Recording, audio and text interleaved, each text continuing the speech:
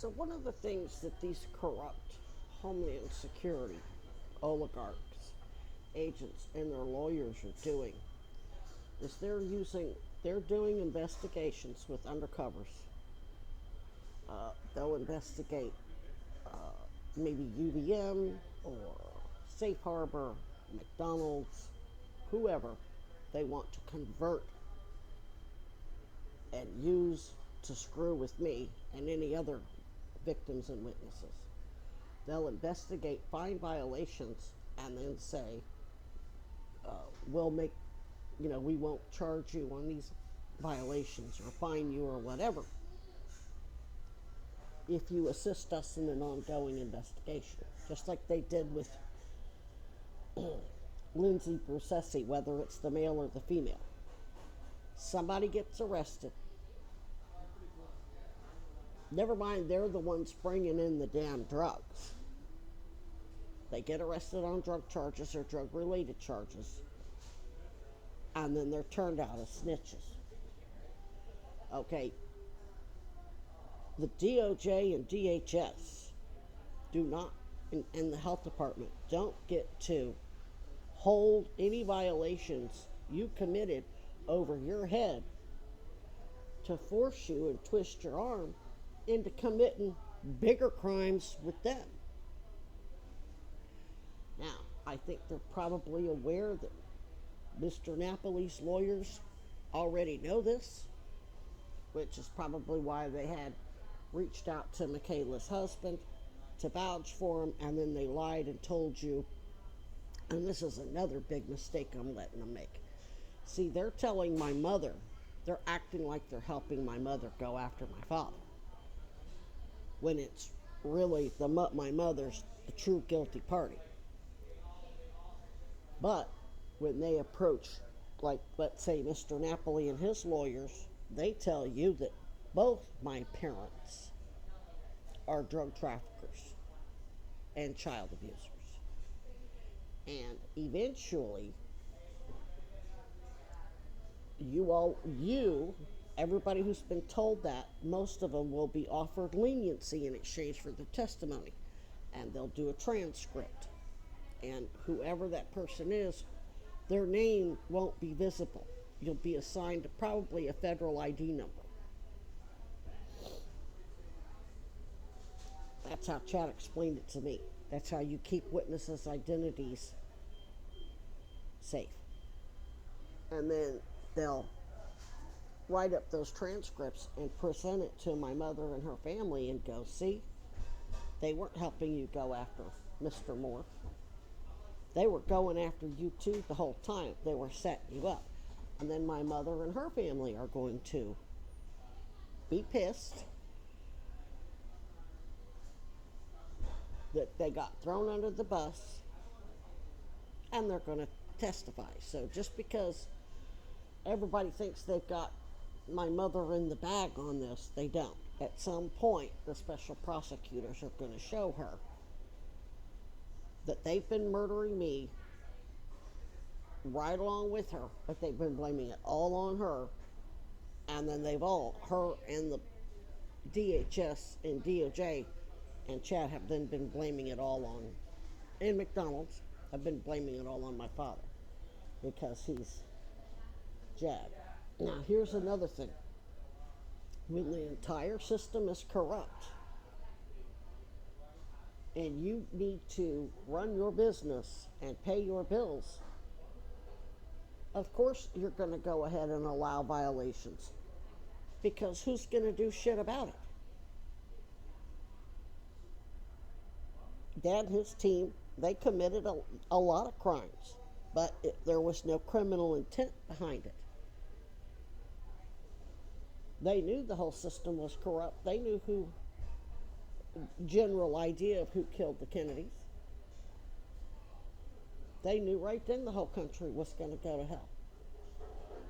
They watched a lot of the Kennedys closest inner circle unalive themselves, supposedly.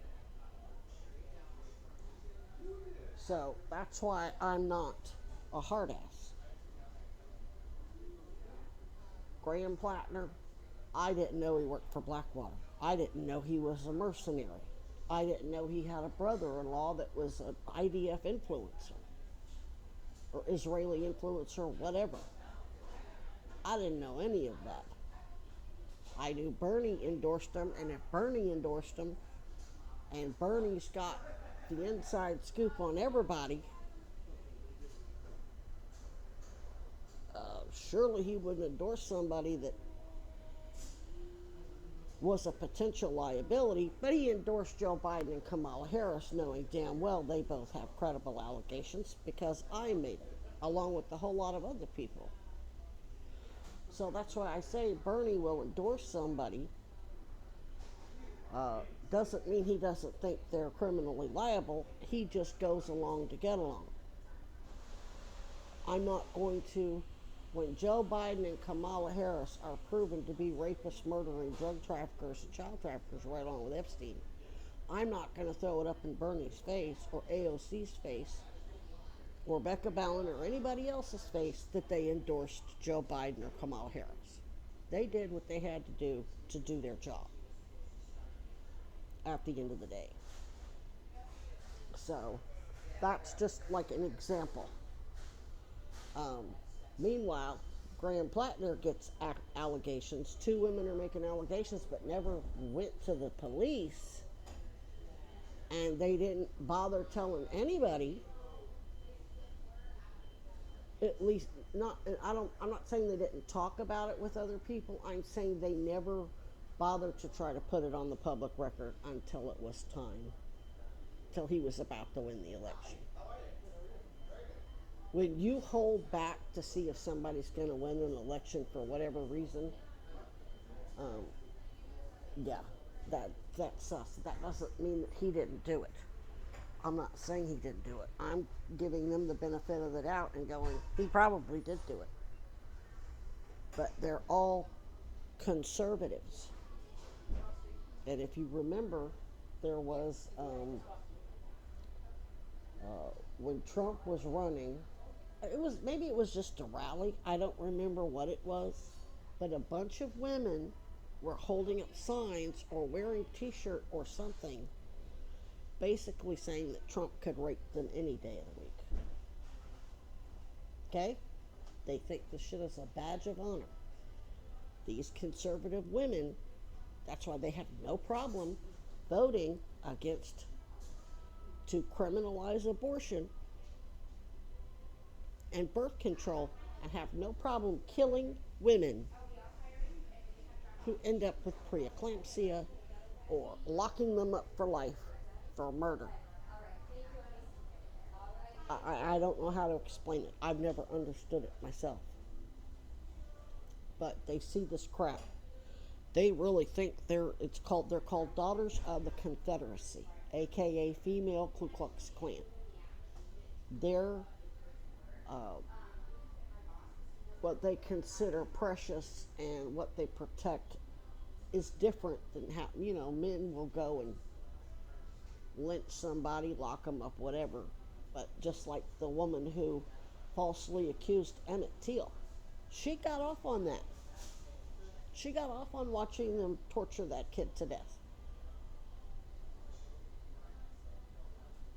Nothing's changed since then except how they torture us to death.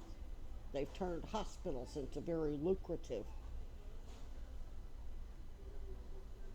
final solutions, aka lynchings.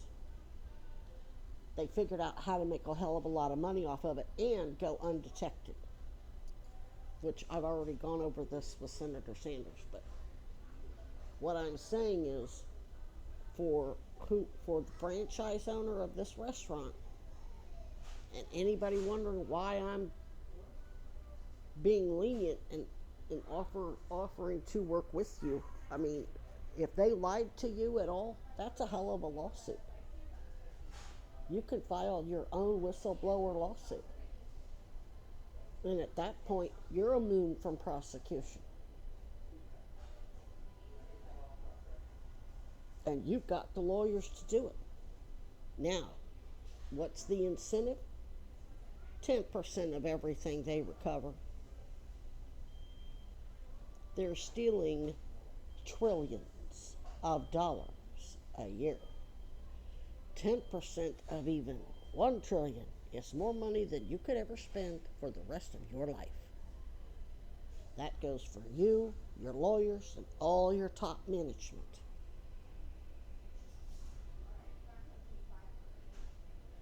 There's trillions of dollars this ongoing criminal enterprise has been stealing for decades.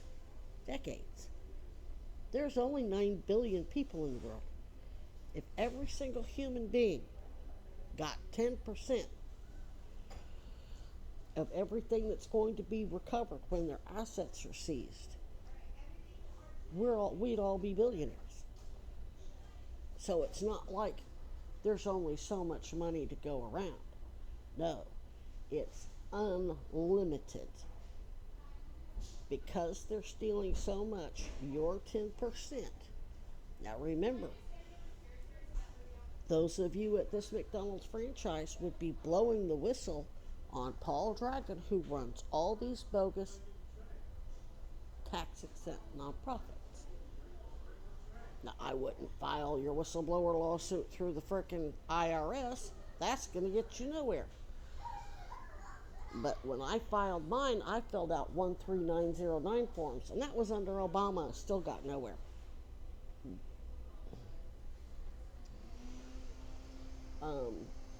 But that's normally, so 13909 forms is when you're filing a complaint and reporting criminal violations or even civil. When you're a tax exempt charity, you're claiming you're a church. You don't get to commit any type of civil or criminal violation. And these people are protecting Paul Dragon, who had somebody go online, pretend to be me, and get Vermont Medicaid in my name. Didn't tell me. I found out because when I originally got here, before they put us in hotels for COVID, I gave them the P.O. box for cots for homeless people to get mail. Then eventually I got my own P.O. box, and when they switched to us having to pay for 1 or 3 days of our hotel room each month, they needed an address. They called and asked us. They asked all those questions again. So since Green Mountain Care, who awards the Medicaid, is part of Children and Family Services, just like Economic Services Division, when she put my new P.O. box in the system, when they finally illegally awarded me that Medicaid, you're supposed to do some sort of, you don't just fill out a piece of paper and send it off. They're supposed to call you and do a fucking interview. There's supposed to be a big review. I don't know what they put on it, but they never notified Social Security. That's why I got the New York subsidies for right up until they cut it off, which that was illegal too.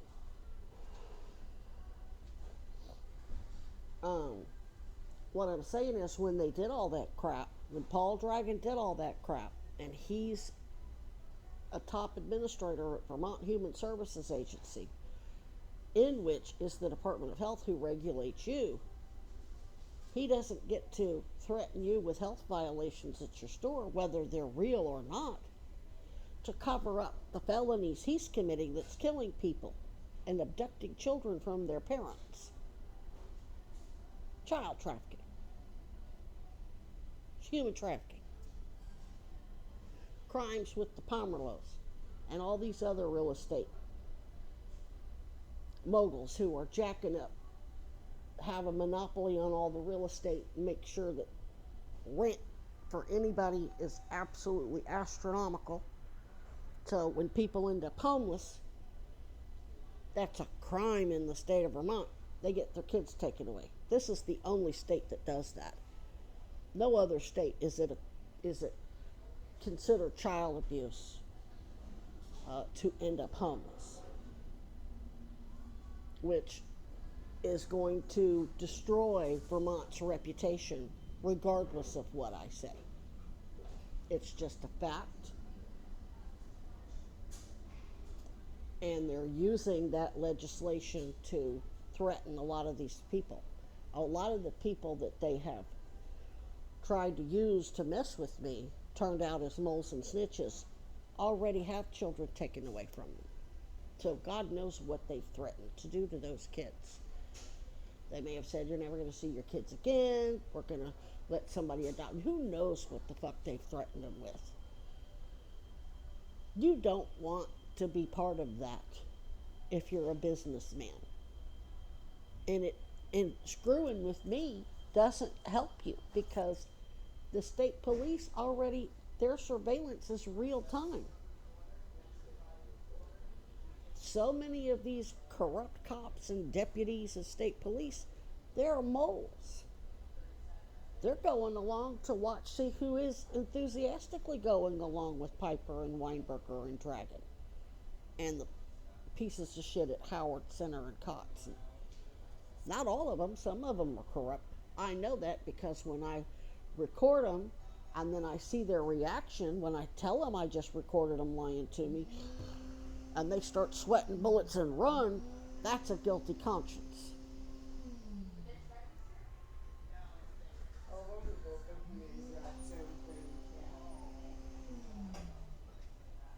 That was mostly SBPD. Couple at BPD, but not much. But I didn't have as many encounters with them either. At least until they started trolling me hard behind the church.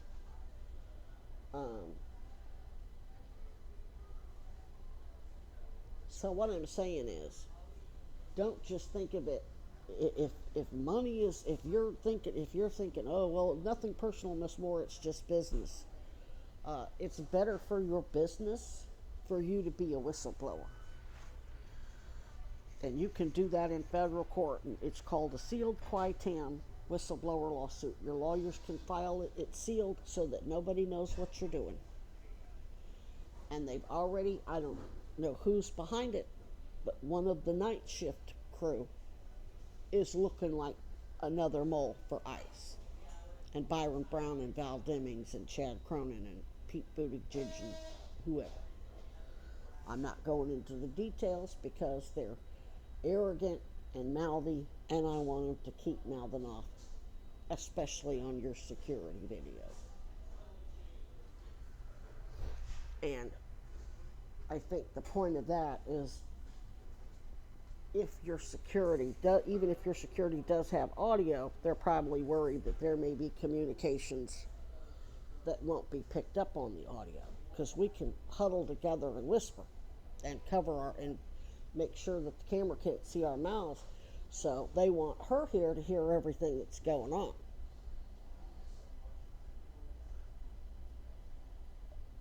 And if she works for the franchise, consider your business over.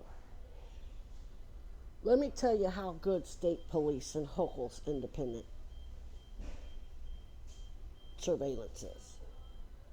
I went after Bill Kinnear at that corner right across from CVS, right there in front of Outdoor Gear Exchange. There was no cops anywhere in sight. The state police were in charge of Church Street at the time when they first took over, and they were way down. The car was parked near City Hall, and they were back behind. They were actually walking their beat. They were over between, like, those restaurants.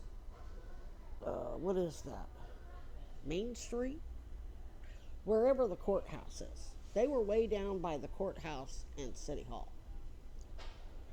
Well, I tell Kinnear, I'm going to go report to the state police. So I start heading down that way. He shags ass. He did it on purpose. He knew I was headed for the 7 o'clock. I think it was the 7 o'clock or the 8 o'clock bus. I think it was the 8 o'clock. The last bus.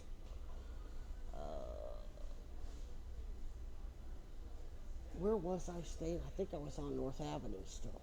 My camp.